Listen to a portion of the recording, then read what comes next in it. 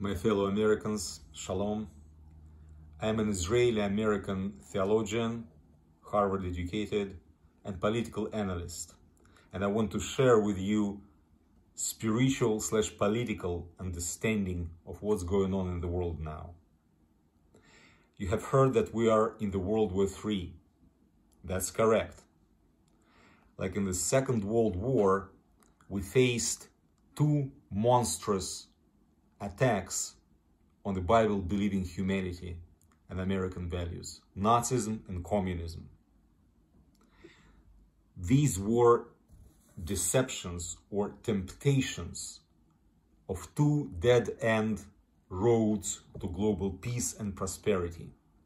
The communist way was a deception of class. You choose one good class, proletarians, you subjugate or exterminate all others, bourgeoisie, capitalists, artists, priests, entrepreneurs, and then there will be heaven on earth. But communists built hell on earth. And the opposite was Nazism, a deception not of one class, but of one race. If you belong to the correct race, Aryan race, then you will rule the world, and all the rest have to be subjugated or exterminated. And because Jews were a symbol, a representative of a biblical alternative, that's why Nazis was so adamant about, first of all, destroying the Jews. And Hitler wrote that first we'll have to cut the root of the rotten tree of Christianity. Jews are the root. Hitler understood that. And then the whole tree of Christianity will fall, and Aryans, not burdened by biblical morality, will worship their Aryan gods and rule the world. And God, in his wisdom, he allowed the clash of two dead-end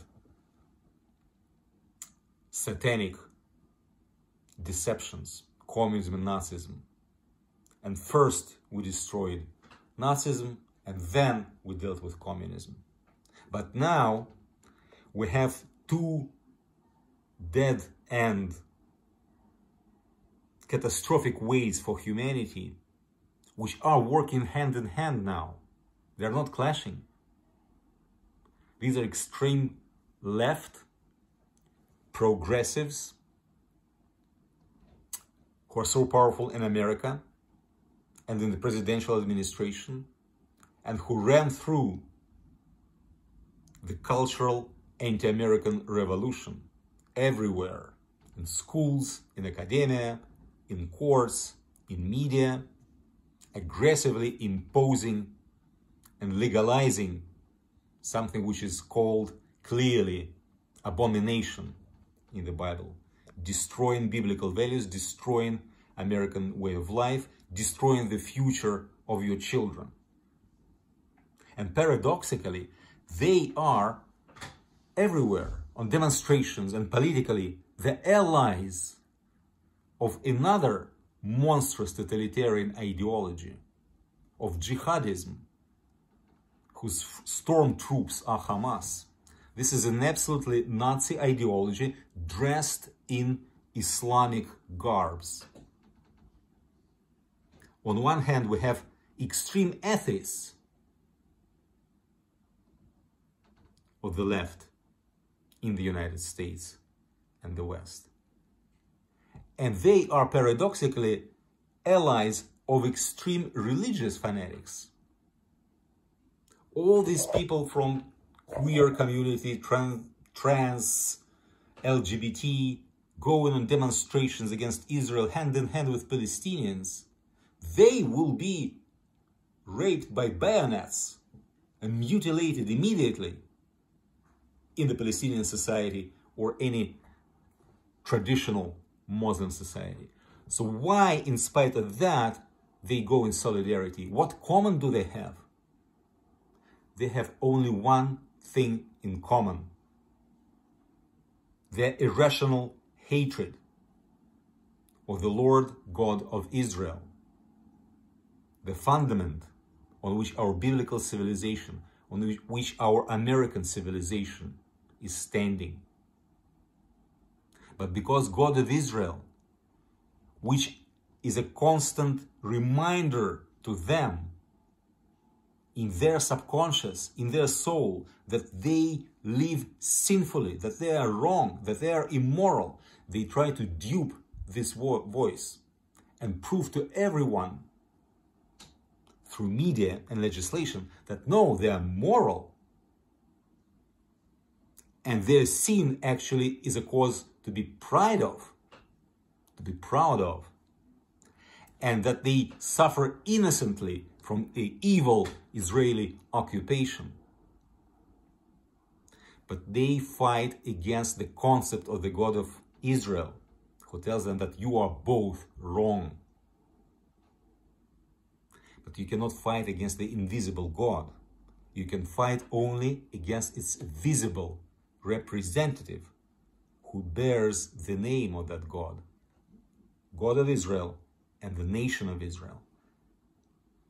This is a classic Freudian psychological substitution. They substitute the hatred to God with the hatred to Israel. They cannot say that God is immoral or harsh or occupies their consciousness. They say that Israel is immoral, harsh, occupier, etc., etc.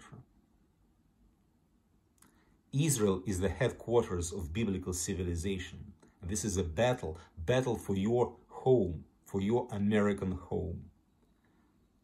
And like in any battle, enemy tries to destroy, first of all, the headquarters. Because if they will eradicate the headquarters, then even if you have still a standing army, you have lost.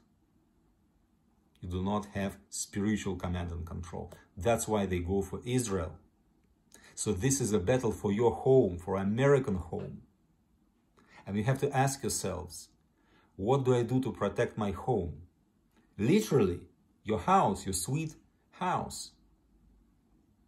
What are you doing to protect it? You're paying mortgage on time? You have savings?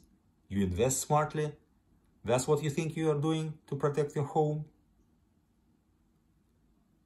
You have to protect it against the aggressive neo-communist, neo-Marxist agenda which permeated American government.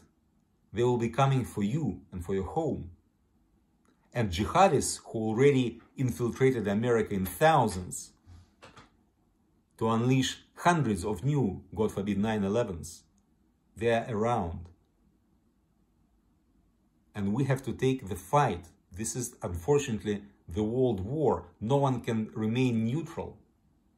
Most of you, good, law-abiding Americans, unfortunately, in this struggle between evil and good, try to remain neutral. You say, oh, it's a very complicated issue with long roots in history, Arabs, Jews, probably both sides are wrong. The most important thing that will be quiet here in the US. It's morally wrong. You cannot be neutral. It's not both sides are wrong. There is good and evil. There is David against Goliath. David is Israel, and against him there are monstrous enemies. A lot of Muslim countries, there are 53 of them in the world, silently or openly backed by Russia and China. And the head of the snake is Iran. And if we want to win against this, at least this front of the World War III, and to protect your home, we have to behead this dragon. We have to use all American military power, which God gave us exactly for that occasion, for that challenge, to behead the monster. So don't be neutral. Fight for the right cause. Fight for Israel. Fight for America in the social media. And by writing to your representatives and senators. There is still functioning but sometimes malfunctioning American democracy. We have to use it until it functions, to keep it functioning. Write to your representatives and senators supporting Israel and supporting military action against Iran. Palestinians will try to dupe you, providing pictures of their mass casualties in Gaza. I'll do a separate video about that. It's a psychological warfare. They don't care about their collateral damage, about their civilians. They actually want more of it. And they want, because they know that this is your American Western soft spot. That they will use their civilians as human shields. Although Israel tries to avoid killing civilians, Hamas wants more of civilians to be killed, to show pictures to you on CNN, on social media, that you will put pressure on your government, to put pressure on Israel, to have ceasefire, to allow Hamas to rearm, get more weapons, more Western money and help, and attack anew and strengthen their base in your home front, at your home front. So the battle goes everywhere. Don't be naive and don't be neutral. You cannot be neutral when you're fighting for your home. Take a stand, whatever your age is. You can write letters. You can explain the truth to your neighbors and friends. And together we'll prevail. God of Israel is with us. God blessed America on the condition that America will be moral and will stand on biblical basis. Exactly like with Israel, our covenant with God is conditional, that we'll keep the Torah.